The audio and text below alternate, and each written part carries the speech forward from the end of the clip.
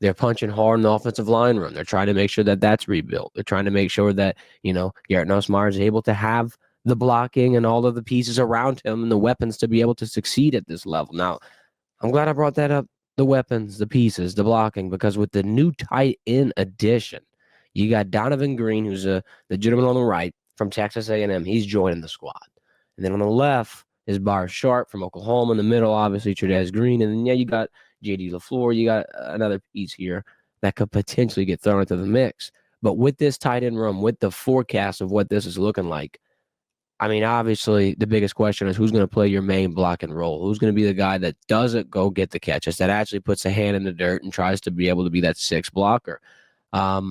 As of right now, seems like everybody is a receiving tight end. Seems like everybody's main archetype is that of catching the ball. If you look at Trudez Green, obviously he's going to be the predominantly, receiving tight end, if he's even at the tight end spot for most of his snaps. You saw them move him around in different pieces and different spots in that wide receiver, slot role.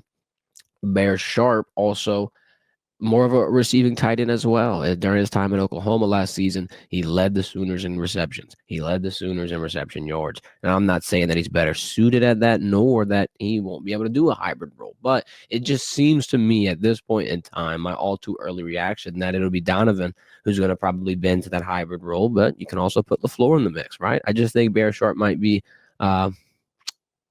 they're both 240 plus pounds. They're both in a spot where they could do it. They both could do it. It's just going to be about who would you rather, kind of lose out of that pass catching role? Who would you rather not have as many targets? And I feel like the signs are probably pointing to Donovan. But then again, if he's committing to LSU, he's probably got a big enough role where he feels comfortable coming over here, developing, and then potentially taking over that torch from Mason Taylor. That's what this, forecast this. Who's going to be able to replace that role that you saw Mason Taylor play so well? I mean, he would be able to do anything. He'd be able to do the blocking. He'd be able to do some of the communications. He'd be able to do, damn near catch every ball thrown his way. He was a surefire guy. It's going to be hard. It's going to be very, very hard. But let's talk about more of these early enrollees. Let's talk about more of these kids that you could expect to hit the ground running here at LSU, because I feel like the best spot to put yourself in a role or in a position to be able to just, grab the opportunity, seize the moment, get on the field early, which is rare in college at this point, especially with all the people hanging around with the experience. And then, bring up the fact that you're in the SEC and there's a whole new level of trust that has to be kind of understood out here. 13 enrollees this season, 13 last year as well. So you're looking at about a similar class. And hopefully you're looking at similar results, because I'm going to remind you some of the big impacts that you saw from that group last year. Gabe Relaford was a part of that early enrollee class. Ahmad Bro, Devon Keys, PJ Woodland, Deshaun Spears. Those were the pieces that you saw out there on the field. Those were the pieces that were inevitably up to speed enough to kind of ignore their classification and trust them in the fold. And I think there's a handful of names that you could, get used to. Here, let's go left to right. Obviously, Harlem Berry. I think he's going to be a big implemented factor. I mean, you got Caden Durham. I think Cale Jackson could potentially, turn over a new leaf from what he had happen last year and hit that mark. Now Harlem Berry also is going to have an opportunity.